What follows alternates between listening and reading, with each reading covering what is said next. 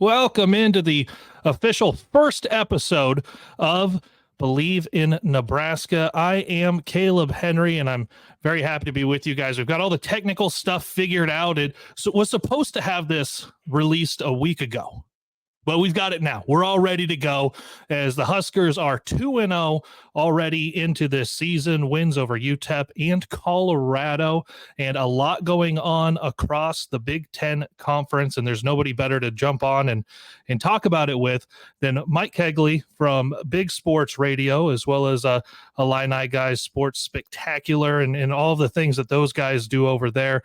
So, Mike, thanks so much for hopping on and talking with me this week about everything Big Ten. Yeah, it's started off to be just a fantastic season, and with an opportunity to get as many as 4 CFP bids, even though the conference is bigger, the games are still hugely important. Mm-hmm. Well, that was one of the things that Nebraska coach Matt Rule had said earlier this fall, is that the Big Ten Conference should be getting 4 teams into the college football playoff. We know what Paul Feinbaum had to say about that. Well, Paul Feinbaum spends as much time being wrong as I do, so it is what it is, and we will find out this week when Alabama comes up to play Wisconsin. We're all expecting an Alabama victory, but we'll see what happens. Yeah, we'll get to that game in just a minute. Let's start by taking a look through what happened this last week. You had some blowouts. You had the Indiana game. You had the Ohio State game where they kind of ran up the score. You had Nebraska get out way up in front, 28-0 at halftime on Colorado, then coast to that 28-10 win. But you also had some that were pretty close. Northwestern with a double overtime game. You had Texas running all over Michigan. Oregon struggling through the first couple of weeks, had to come down to the last minute to beat Boise State. You had Penn State, I think, losing to Bowling Green at halftime before coming out with a win. What stood out to you from week 2 with the Big Ten Conference? The biggest thing that stood out to me was the fact that I expected Michigan to lose to Texas. What I didn't expect was Texas's offensive line, which is really good, basically pushed around the defensive line of Michigan, which if you talk to guys who've covered Michigan for 25 years, they're saying that defense is a generationally good defense. I did not expect those defensive tackles to get handled the way they did. And I thought Texas was very similar to Nebraska in the point that they could have run that score up as much as they had wanted to, and they chose to make the game look better than it did. The score was much closer than the game really was. I was also really shocked that Michigan State, who many people had put 17th or 18th in the Big Ten, was able to not only take on the Maryland team, but defeat them. Mm-hmm. And on the road, I did not see that coming. Now, is that a one-off, or is that Michigan State under Jonathan Smith being way better than anybody thought in week 1? And those were the 2 that jumped out at me the most. Now, Penn State and Oregon, until somebody knocks them off, I'm going to assume they're going to keep getting better and that they'll turn into themselves. But you're getting a little bit later into the season, and you're starting to wonder, is there a sense of drama that's unrequited? There's just no reason to keep playing like this. And we may find out that both those teams are overrated. Well, for Oregon, you've struggled through 2 weeks. You were at home with Idaho. You're at home with Boise State. And here's the thing. I thought Boise State had as good a chance as anyone to go in and beat Oregon, especially because of their running back and everything that they've done through the first couple of weeks here. But for the Ducks, you're now going to Corvallis in a rivalry game. You're going to go to Camp Randall, to Michigan. And yes, Ohio State goes out to Autzen, but the road isn't easier than Idaho and Boise State to open the year. Yeah, it's one that makes you wonder what is going on there, because there wasn't a coaching change. There wasn't a bunch of transfers leaving. you've got your typical churn going to the NFL, et cetera. But it is a mystery right now. I tend to think Dan Lanning is a pretty darn good coach. When you're the first person that Alabama calls when Nick Saban retires, the coaching talent is there. And I do think when I look at the Big Ten, the team that when you talk to the old school Big Ten teams, the people who cover Iowa, Illinois, Northwestern, the team they're nervous about is Nebraska because they play hard. Matt Rule has tough defense and good line play, and if Dylan Raiola is half of what he's advertised as, that's been the Achilles heel of Nebraska for the last 3 years. And if that's not there, do you have a team that's basement is 8 wins? Hey, half of Patrick Mahomes is still pretty good. That's what I hear. I'm totally with you. Now that's a lot to shoulder on a freshman, but you're a 5-star and you probably have a lucrative NIL deal. So what better way to train for the future of the NFL than to produce at Nebraska as a freshman? No real issues against UTEP in week 1. Like I said, jumped all over Colorado last week. From you watching a couple of states away, what did you see from Nebraska in the Colorado game last Saturday? Well, that I saw a lot of stuff that made me feel uneasy for the Illini game coming up, on next Friday. 1 week away. Yeah. So looking at it, this Nebraska team looks well-rounded. And the one thing that you want to do is see them, see how they do against a Big Ten foe. Now, we tend to elevate the Big Ten, but I will say that while a lot of people apologize for the Big Ten West, the Big Ten West teams generally only lost big to an Ohio State or a Michigan. So, in essence, a top 5 team. Mm-hmm. And every other game, they played close. They kept people close. And this looks like a prototypical Big Ten West team, unless Raiola really elevates. And then they're a problem for everybody because if you've got a quarterback who can move the pocket and get rid of the ball, that makes defense, infinitesimally, it's just infinitely harder than it would be in other circumstances. And again, if Nebraska had a lot of holes at other positions, you'd be waiting, saying, okay, well, this thing's going to fall apart. I think that Illinois game could certainly make one team or the other rocket up in terms of expectations. And you have to give Nebraska the advantage playing at home in Memorial Stadium in front of that crazy crowd in a primetime game on a Friday. And in what is officially going to be the 400th consecutive sellout of Memorial Stadium, is that became just official this week. Yeah, really looking forward to that game for Nebraska, and we'll get into this weekend, but they're going to have a tougher rushing matchup with Northern Iowa than they've had through the first 2 weeks. Nebraska only giving up 36 yards a game on the ground. Granted, that was UTEP and that was Colorado. So you kind of got to balance where some of those are. You talked about the Michigan-Texas game. Do you think that was more – the way that game went was more Texas being really good or Michigan being significantly worse than a lot of people even thought they were, being preseason top few in the Big Ten? Are they closer to the middle of the pack in the Big Ten? I don't know because – they lost 13 guys to the NFL draft. So you're going to have some hits there. They've also got guys in the system that just don't have a lot of experience. And each week that they play, they will get better. I would tell you one thing. I would much prefer to play Michigan in the first 4 weeks of the season than I would the last 4 weeks just because of that. So would Ryan Day. Yeah, well, yeah, Ryan Day needs all the help he can get when he runs into Michigan. At Ohio State, you do not want your name as a head coach to be constantly compared to John Cooper. But when you take a look, I think Michigan, where people were shocked, was that defense. People thought they would lose, let's say 21-3 because the offense is bad. Mm-hmm. When you were down 31 to or 24-6 at the half and Texas was cruising. I think people did not expect the amount of yards that Texas got in the first half. And the fact that the defense got pushed around has to be something that makes you step back and say, what's happening? Mhm. And the other thing I have to ask is, what in the heck was Michigan thinking with the team they have and the two quarterbacks that they're rolling out there? Why the heck, with their NIL, did they not go after somebody? The hubris to not do that.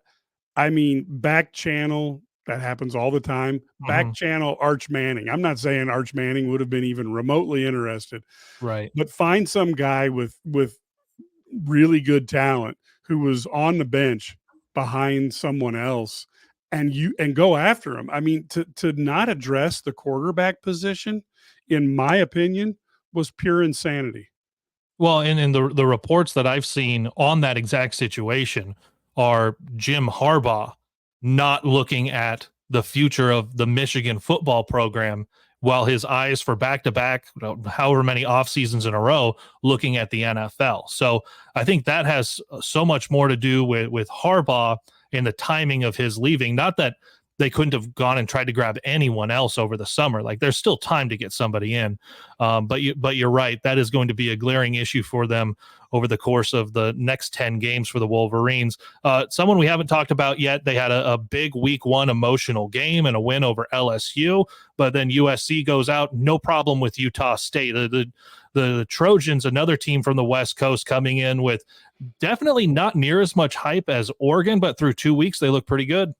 Yeah, I think, look, the D'Anton Lynn coming on as defensive coordinator has made this team look like they have a defense for the first time since, I don't know, you go back to the Reggie Bush era. I mean, you got Pete Carroll. This team was flying to the ball, they were hitting, they were big, and they were fast. We will see if they can keep that up, but you have to wonder if Lincoln Riley has to be looking at his last 5 years as a head coach going, well, maybe I should have fired my buddy at defensive coordinator. Because as a fan of USC or a fan of Oklahoma prior to that, the defense has been so problematic for them. And I don't know if D'Anton Lynn can do this the whole season, but I'll tell you, if this team maintains that defensive presence, they are going to challenge Ohio State, and it looks like Oregon and Michigan may not be at the level people thought. Could it be that you see a USC Ohio State Big Ten championship game? Hmm. My goodness, you talk about some.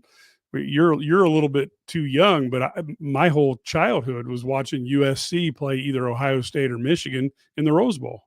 Yeah, we only cared about the what was it? The Orange Bowl here. Yeah, exactly. That's where it was. Yeah, you were looking at those games, and then the rest of America was like, why couldn't Nebraska play Ohio State? Or the Right. fans always wondered that. But to me, this USC could be the other really the big surprise. And I think, again, for me, the most shocking things is Michigan's defense for at least 1 week looked pedestrian, and USC's defense looked great. If you would have told me at the start of the year that was the way it was going to happen, I would have laughed at you. 2 more games I want to hit really quick before we look at this weekend. Your Illini getting that win over a ranked Kansas team, a non-conference game, but I know that rivalry goes back even further. What was that game like for you watching it and covering it, and of course the Illini coming out on top?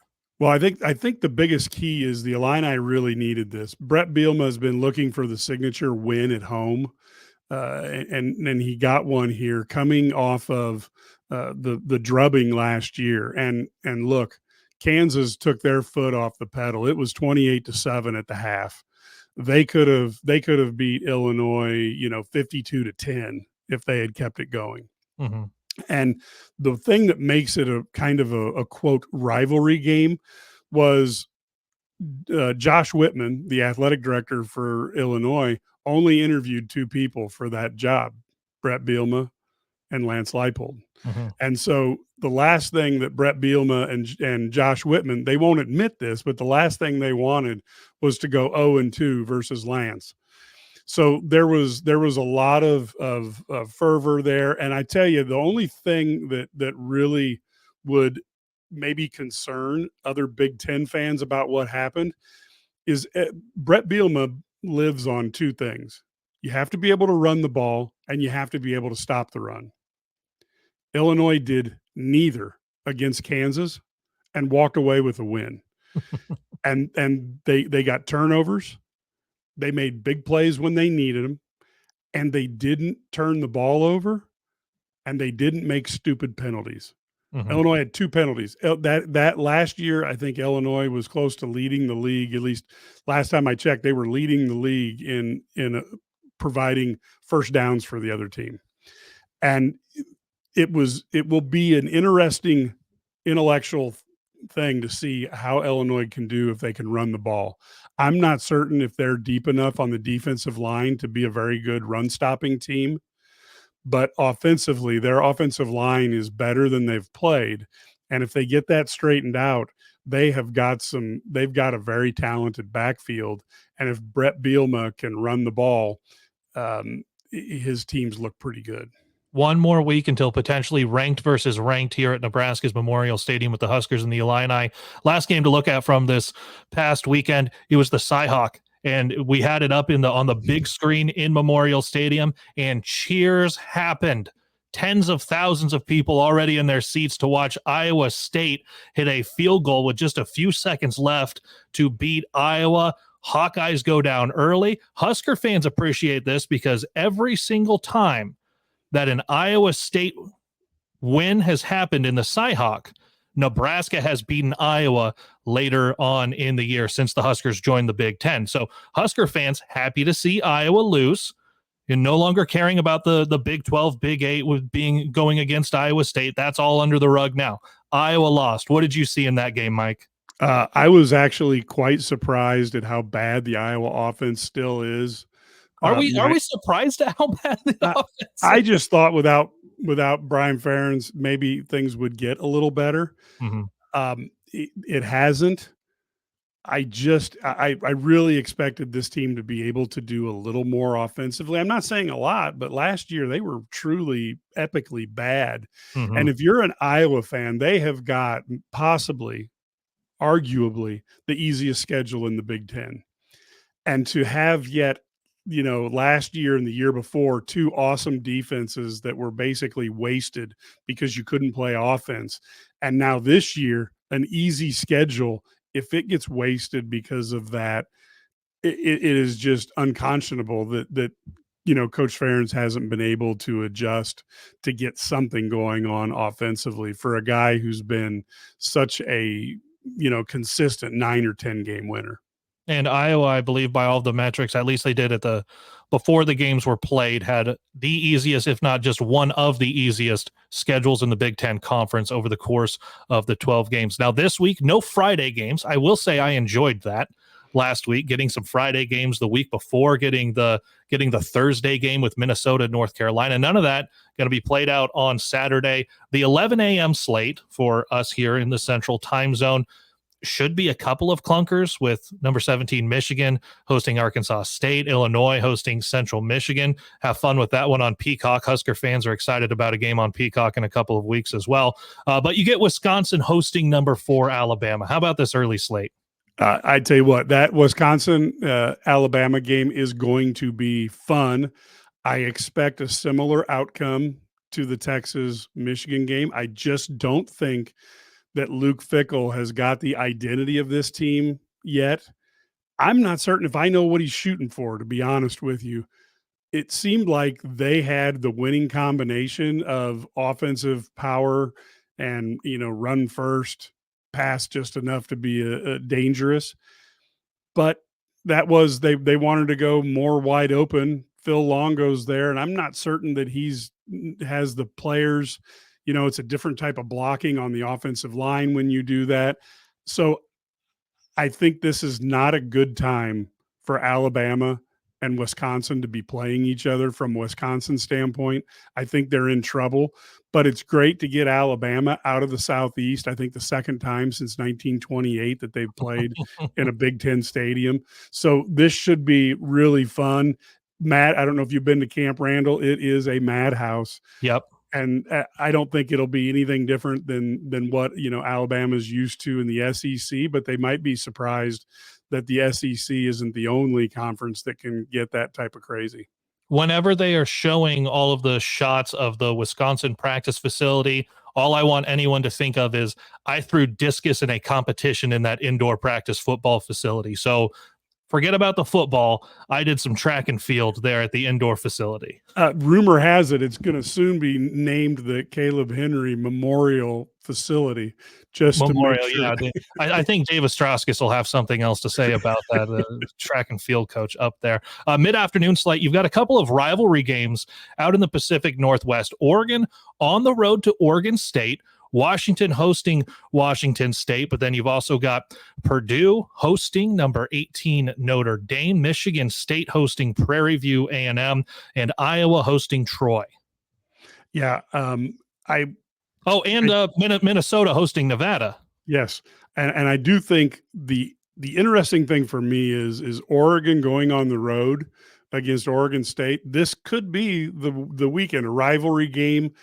I here's what I think. I don't think it's going to be close this year. I think one of those two teams is going to get the better of the other, and you might have a 10 to 14 point win. Mm-hmm. I just feel like Oregon will either be super motivated or Oregon State will, keep the wheels falling off the machine and actually show it. Give them that. And I will tell you, talking to insiders at both Purdue and Notre Dame, there's a weird feeling around this game because Notre Dame has to go down to Purdue. They haven't been there for a while, at least 10 years. They are looking at this as like, wait a minute, we were going to go in there undefeated, and Purdue needs a win very badly. Ryan Walters wants to put something up to say, this is my program. If there's the stars aligning for an upset, this could be it. And Riley Leonard, he can't throw the ball more than 20 yards. I don't know what is going on with him. If he's not over his injury, if he just doesn't have confidence, but I think Purdue, which it doesn't have a great defense by any stretch at this point, but I think if they can, if they know they don't have to worry about deep, then it's a lot easier to basically keep a box on 20 yards. I'm not saying Notre Dame's going to lose this game, but I think Purdue's a lot more dangerous the way Notre Dame is playing than anybody postulated when this game was put on the schedule. Mm-hmm. Mm-hmm. And Purdue preseason last in the Big Ten, but a lot of people have also said they don't believe Purdue is the worst team in the league. We'll see how that plays out at least for another week. We get into the primetime slate as you've got 4 more games there, including Nebraska hosting Northern Iowa. Huskers ranked number 23, first time being ranked in a few years. UCLA hosting Indiana. I know the NBC folks are excited about that. It has been a few decades since they've been out to the Rose Bowl, and they're going to get that NBC at night game there, the first time that a Big Ten team is heading out west since the conference expanded. Northwestern hosting Eastern Illinois. I don't usually conference cheer, but anything for that crew from the Ohio Valley Conference to lose. And then Virginia hosting Maryland. Maryland going on the road to the ACC. Yeah, I'm going to tell you, I'm not really intrigued by the Nebraska game. I think that could be one of those games. I think, look, Nebraska might cruise to like a 48-7 win, something along that route. I think they're too strong, too physical. And with Raiola there, it just adds a dimension. The game that I am intrigued by, and I cannot believe I'm saying this, is Indiana at UCLA. Mm-hmm. Indiana is playing multiple time zones away. The first team, as you noted, to make the trek out west. UCLA isn't that great, but again, they've got some speed. And then Cignetti is trying to set the standard that we are going to have a good year. He was awesome at James Madison. He has been a winner wherever he's at. And he has probably, with Rutgers and Iowa, the really easy schedule. Mm-hmm. So he could actually make some hay as a first-year coach and do something Matt Rule didn't do, Brett Bielema didn't do, and make it to a bowl game in year one. Luke Fickell was able to do it, but he had a lot better roster than anything Indiana has been handed. that you're not wrong. So I think keeping an eye on what Indiana does this week is intriguing for me, because if they win that game, now all of a sudden you're talking Indiana may be going to a bowl. And the other thing is at UCLA, Deshaun Foster, of course, got off on the wrong foot when the highlight of his Big Ten media days was that Los Angeles was where UCLA was, and USC. USC yeah, also. Fair enough. It was a mystery resolved for a lot of us who've been looking on the map for decades as to where these two schools are. So that was a nice resolution. But we've heard differing things. When I talk to UCLA insiders, they say that Deshaun's doing really well with the team, and the team's very, enthusiastic. But Colorado was enthusiastic. So you got to coach when it comes to Saturday night.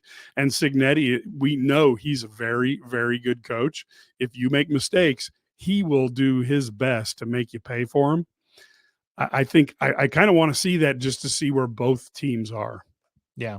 All of these games on Saturday, 1 week away from Nebraska, Illinois. And I know that one will be a lot more near and dear to both of our hearts, Mike. So we'll chat a little bit earlier in the week next week. Mike Cagley with Big Sports Radio and Illini Guys Sports Spectacular. So not just the Big Ten, but some specific Illinois stuff we'll dive into next week. Mike, I appreciate you jumping on here with Bleav in Nebraska. Thank you very much. And don't forget that we are going to have the Huskers at home Saturday night, 6:30 kickoff, Big Ten Network taking on Northern Iowa. We'll bring you all the recap. Make sure you check out huskermax.com for all of the action, all of the stories, the features. You've also got Nebraska volleyball a little bit later today. They're also at home tomorrow. Bleav in Nebraska, GBR as always. Go Big Red.